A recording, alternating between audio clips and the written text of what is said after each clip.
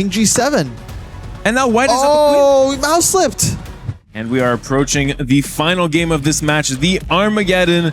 I think the players just want to play chess. You know, if the game ends, if match ends after 2 games, there's no Armageddon. So they just wanted to play another game. You know, I'm with them. And we see a repeat of the opening from round 1. It is another Petrov. Hans showed very, very little in that first game. So it'll be up to him to try and improve on that game. Of course, he cannot play for a draw like he did in that one, but does have a big time edge. And we can see the players blitzing it out. A carbon copy of their first game. We had the exact same position here.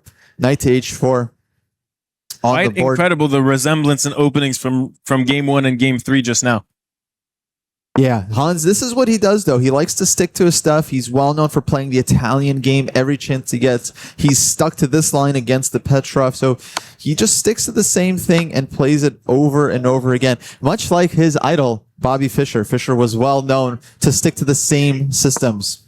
And as we see here, Hans Niemann with extreme good time management. He's only used seconds on his clock, despite playing 18 moves already. And a clear improvement over the first game. The computer's already saying white is a little bit better here. After this exact move, the knight jumped to f5, the so-called knife f5.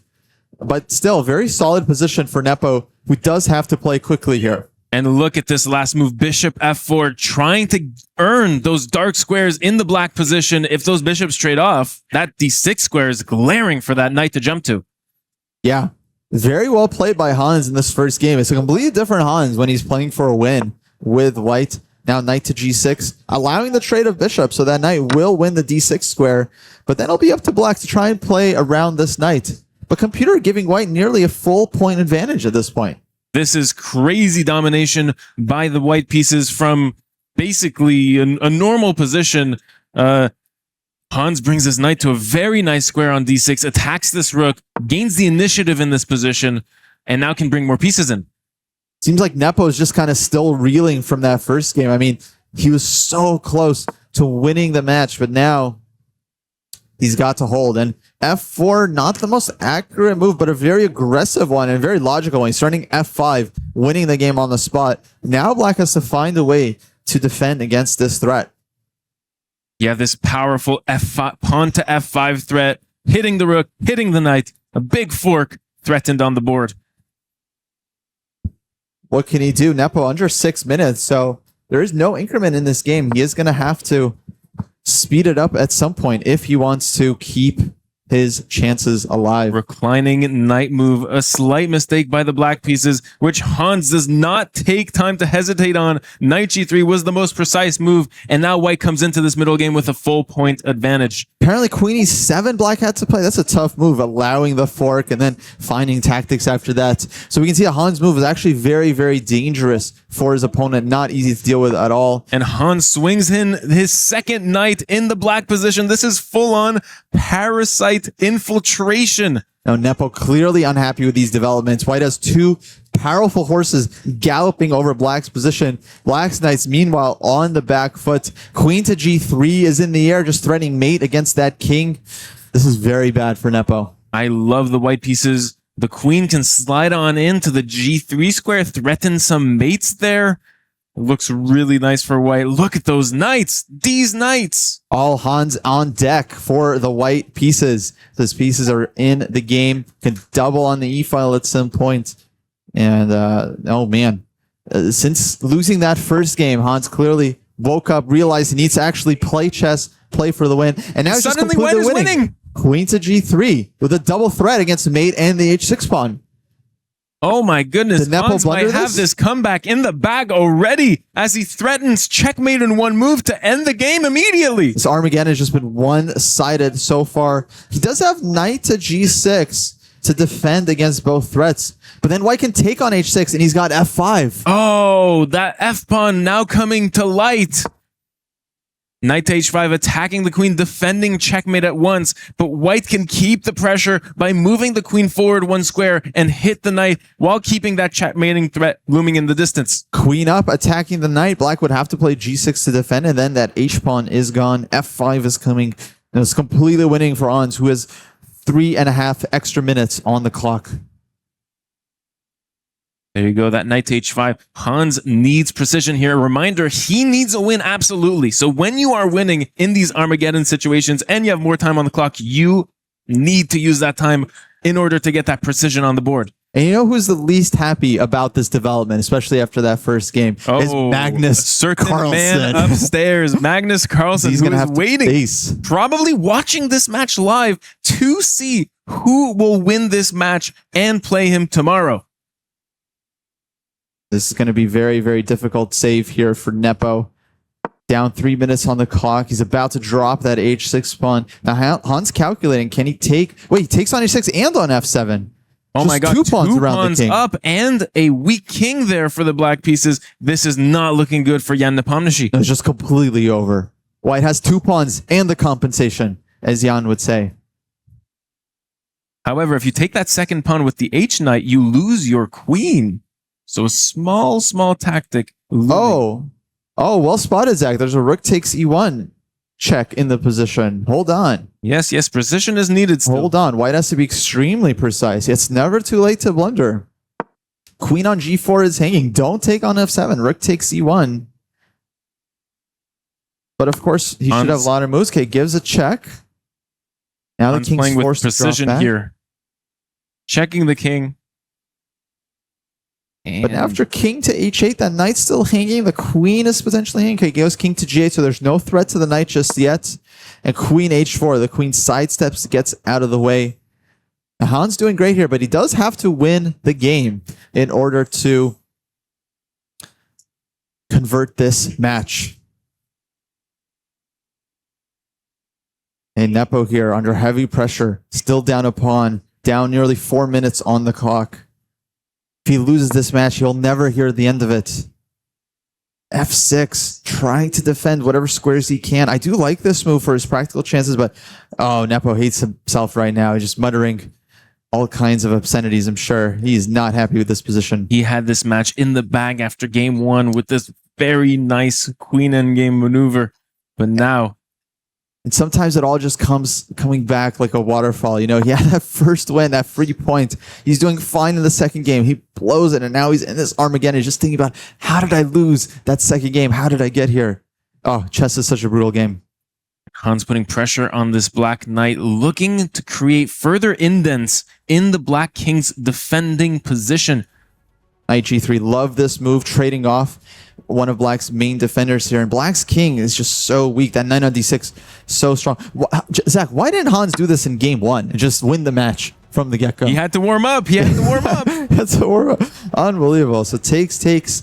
Black just down a clean pawn. His king is weaker. f5, a huge threat in the position to just completely open up the king side.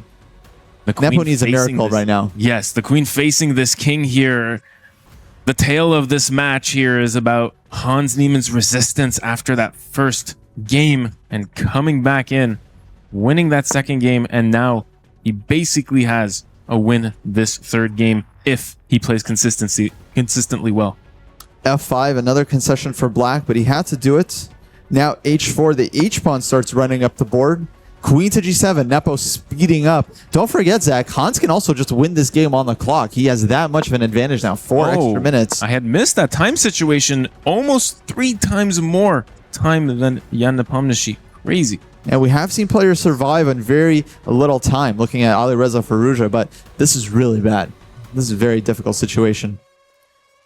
b6, looking for just some counterplay against the white position. This is basically black's only chance to try and throw a wrench into white's plans, but h5, just keep it, keep ripping it apart. Now black takes that pawn on h5, the f pawn drops, and the king is just completely open, so Nepo ignores it, goes rook to b8, targeting that b pawn. Simple move b3, and now rook to b4. Nepo's really picked up the pace. This is exactly what he needs to do if he has any hopes of surviving this game. Picking up the pace, activating his pieces. Might I say, it's still completely winning for the white pieces, but I like black's situation more than 5-7 moves ago. Absolutely. Yeah, a couple of moves ago, he was just dead. And now it's near equal. Still Now- advantage white, but very minimal. Seems like white has lost a lot of the edge after these last two moves, queen d2 and a5. Nepo's completely turned things around. Perhaps Hans started to relax a little bit, thinking that the game is in the bag, but it's so not. Nepo is an incredibly resourceful defender. Really, all these guys are. You really got to put them away when you have the chance. Reminder that Nepo needs a win or a draw from this position. So he's very content if he can equalize. 5 here now. Hans has a lot of time. Trades on e6, goes to rook t1. He's still doing incredibly well. He's up a pawn. Black's king is weaker, but Black has never had a better position. This has been trending Nepo. He's clearly back into the game. He's no longer thinking about the past. Now he's just focused on surviving this for as long as he can. A rook e8 check. Goes king to g7. I think definitely the safer square there for the king.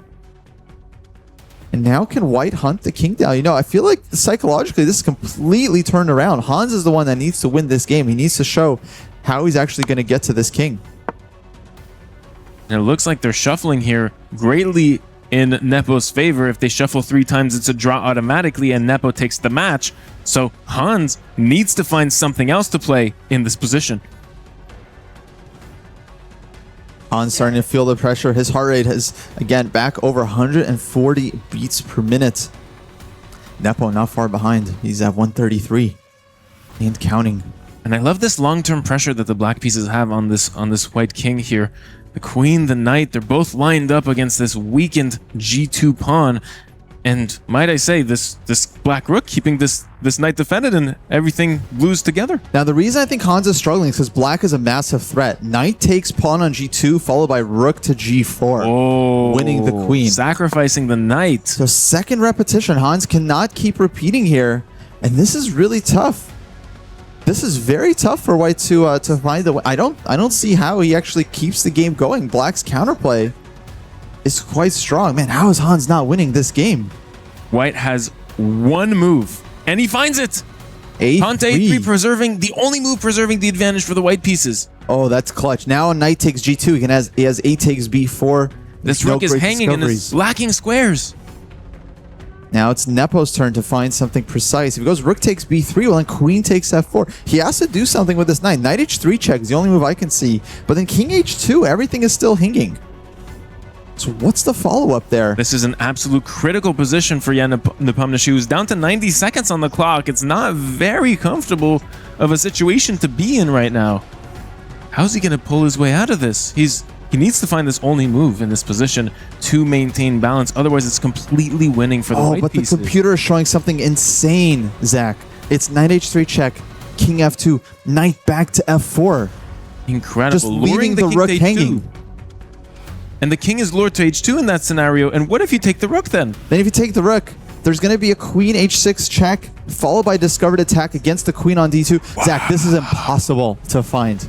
This is a resource that will take you all of your time to find, and if you don't find it, you're in trouble. And he's got no time, and he doesn't know there's a resource. He plays queen g5, and now Hans isn't winning again completely. Rook h8 check, and knight f7. But rook h8, he'll avoid it with king to g7, but then maybe white's queen gets into the attack. Hans is now winning again. You know, I think he was always kind of winning. This computer defense was just unfindable. So computery and so not easy in human practice. However, will Hans capitalize on this? This is his second chance of this very game to have a winning advantage. Will he find the way to convert this time? He's got 3 minutes. His rook h8 check, followed by queen b2. He can start with queen b2 as well, threatening a mating attack against the enemy king. 3 minutes here, more than enough time for Hans. And he misses it. King f1. And now it's equal again. Rook takes b3. Now black is fine. What are we witnessing? But 40 seconds for Nepo. And he gives takes the queen. The king. What? King g7. And now white is up a queen. Oh, he mouse slipped. He mouse slipped. He mouse slipped. No. He mouse slipped. He wanted rook b1 check. And Hans is cheering in the air, and Nepo is frustrated beyond belief. Unbelievable. What did we just see? That is not a happy result. You can see Jan Nepomniachtchi not content with Oh, and he's telling us that Rook skills. B1, Rook to B2. I was fine. Oh, no, the mouse slip, the table slam. Unbelievable. Nepo did everything to save that game. And then his mouse failed him. Unbelievable. It was over anyway. The queen takes the rook with check. Oh, he put his king on the wrong square. Yes. Oh. Unbelievable. Absolute theatrics today.